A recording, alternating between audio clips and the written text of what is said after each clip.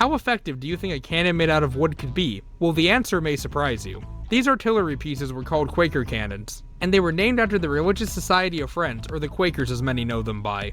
This is because the Quakers traditionally were against war and violence as a whole, so this name makes sense because these pieces of artillery were special in the sense that they didn't really fire or hurt anyone in any way for that matter. This is because the Quaker cannons were actually just logs made to look like cannons. They have been used throughout history as a ruse to make the opponent think that you had more armaments than you actually did. One notable use of the Quaker cannon was by American Confederate General Joseph E. Johnston. He placed them in the fields of Centerville, Virginia in March 1862. This was to make the field look like it was still occupied when in actuality they were retreating. A similar concept was used during the Doolittle Raid, where Colonel Jimmy Doolittle created fake protective armaments on the tails of his B-25Bs, made out of broomsticks painted black. I couldn't find much about how effective this was, but presumably it was better than nothing. And Quaker cannons should not be confused with wooden cannons, because Quaker cannons are fake cannons made out of wood, whereas wooden cannons are real cannons made out of wood.